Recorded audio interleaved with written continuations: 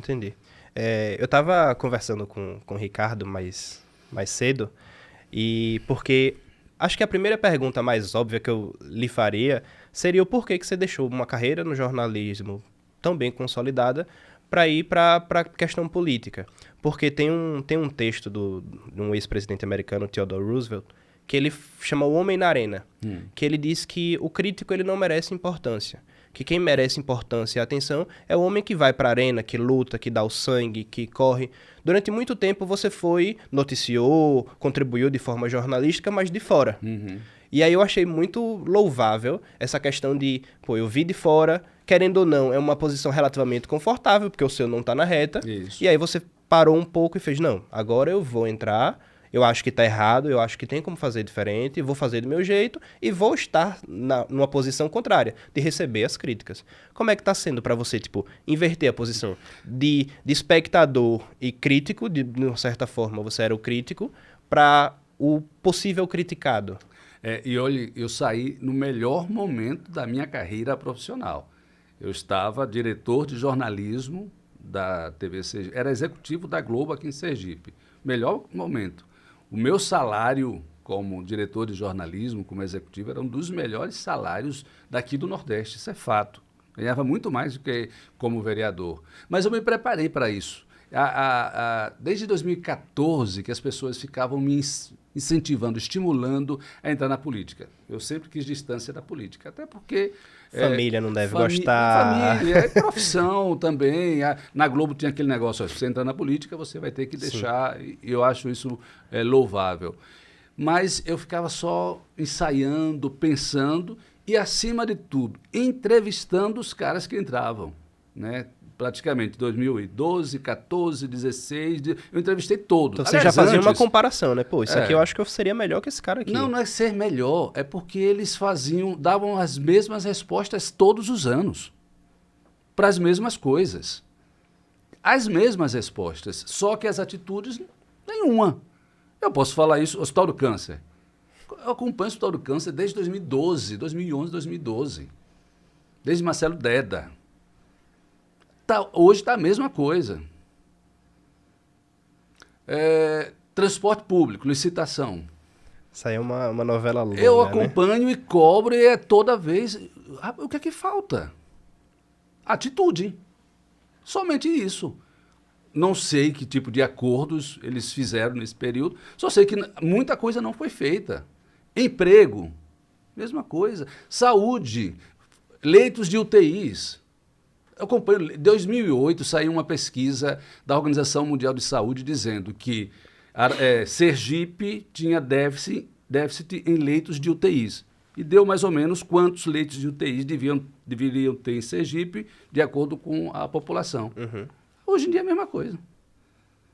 2008, hoje em dia é a mesma coisa. Tivemos leitos de UTI por causa da pandemia, mas foram fechados.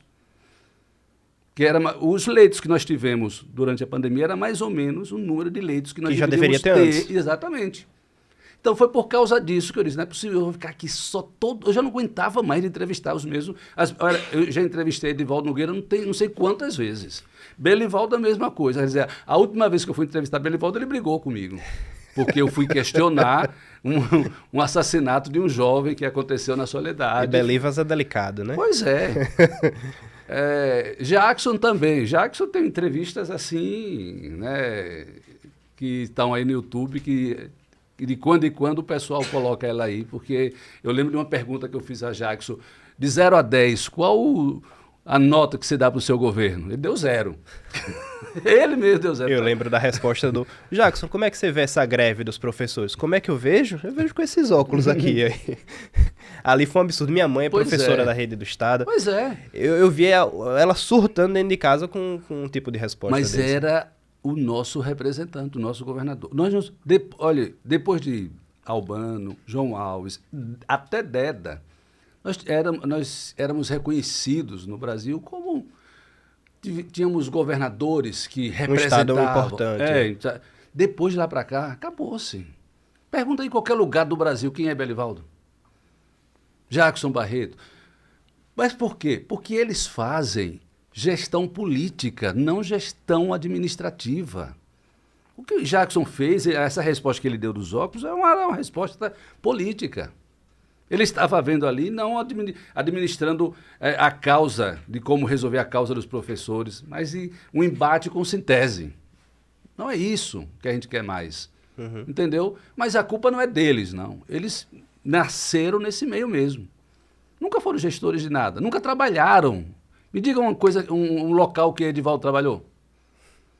Belivaldo, não, defensor público, pergunte lá se ele alguma vez... Não, a vida desse pessoal foi toda só fazendo política. E não tem problema nenhum. Só que essa fase de só fazer política ficou no passado. Hoje... O jogo mudou. Mudou. O Estado precisa de pessoas que tenham uma nova mentalidade administrativa, sabe, de saber conversar com o outro independente de lado político. Mudou, o jogo mudou. E aí por isso que eu digo que o Sergipe precisa mudar. Sabe, precisa mudar. Precisa botar gente que já tenha suado. Por exemplo, por que os nossos políticos não ligam para o valor de uma obra? Não sai do bolso deles. Eles nunca tiveram problema de pagar uma conta. Passou a vida inteira só ganhando do Estado. Nunca tiveram problema de pagar uma conta. Aí, Edivaldo agora foi inaugurar uma A ponte. ponte de 174 mil. Ele falou ali, para ele tava tanto faz quanto tanto fez. Por quê? Não sai do bolso dele, gente. Ele era para dizer assim, rapaz, essa ponte, isso aqui, que não está acabado, custou 174 mil, rapaz. Eu teria vergonha de... Eu ainda vou falar isso aí. Já vou aproveitar que está sendo filmado. Se eu for expulso do PDT, aí vocês já sabem o motivo. Ah, você é do PDT? Eu sou do PDT. Você vê, né? Eu sou do PDT e, em momento nenhum, poupei críticas. Se eu fosse prefeito, e é uma questão minha, eu teria vergonha de falar que a obra custou 174 mil. Se eu chegasse lá para primeiro que assim, quando você olha o entorno da ponte... Não tem nada. Não tem nada. E assim, quando você olha o entorno da ponte, você fazer uma ponte naquele local, eu pararia e fazer, pô, vamos pelo menos dar uma ajeitada aqui, para depois a gente fazer inaugurar. A ponte, ou fazer junto. É. Entendeu? Aí eu fiquei olhando assim, eu falei, cara, você não pode estar falando com orgulho disso aqui, tem alguma coisa errada, sabe? E eu falo disso porque assim, quando eu fui pro PDT, eu fui por uma questão nacional, acho que as grandes questões ideológicas são nacionais, aqui é muito mais esse jogo de política. Eu fui por uma questão nacional, apoiei Edivaldo Nogueira na última eleição. Tenho meus arrependimentos em parte, porque ele é um cara difícil de jogo até na questão política. Como você disse, ele nunca te recebeu, independente de ser oposição, até gente da situação, ele não é muito fã de receber as pessoas. Tanto que o grupo preferiu o Fábio Mitidieri a ele foi preterido. Mas tem coisas que, assim, enquanto cidadão, independente do partido que você faça, independente se você é militante ou não, que você olha e fala, cara, isso aqui não pega bem, não tá errado, sabe? Não encaixa. Não é, gente. Will, é aquela coisa de ficar fazendo política e não gestão, porque era óbvio. A ponte não tinha nem acessibilidade para uma pessoa normal, assim, não que o cadeirante seja normal, mas uma pessoa de duas pernas, subir na ponte, ela tinha que dar um pulo, porque não tinha acessibilidade. Como é que o cara vai inaugurar um negócio daquele? Ainda dizer que orgulhoso, singelo valor de 174 mil reais. Como se entendeu? fosse singelo. Mas na cabeça política dele, aquilo era importante. Na cabeça política dele, não a cabeça de gestor. Que é isso que a gente precisa hoje em dia. Isso. De fato, isso eu concordo bastante com você. Entendeu? Mas isso, para mudar, as pessoas têm que mudar mesmo... os personagens. Não adianta. Porque se vamos supor, Jackson volta, Belivaldo volta, Edivaldo volta, vai continuar a mesma coisa, fazendo política na gestão, não uma gestão mesmo administrativa.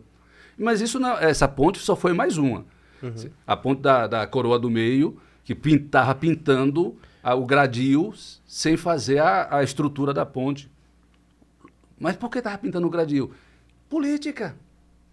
Botar as cores dele lá, tal, era fim de ano, estava pintando o gradil.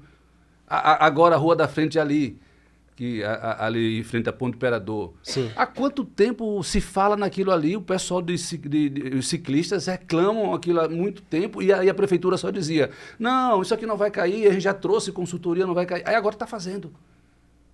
Solto, sem planejamento, sabe?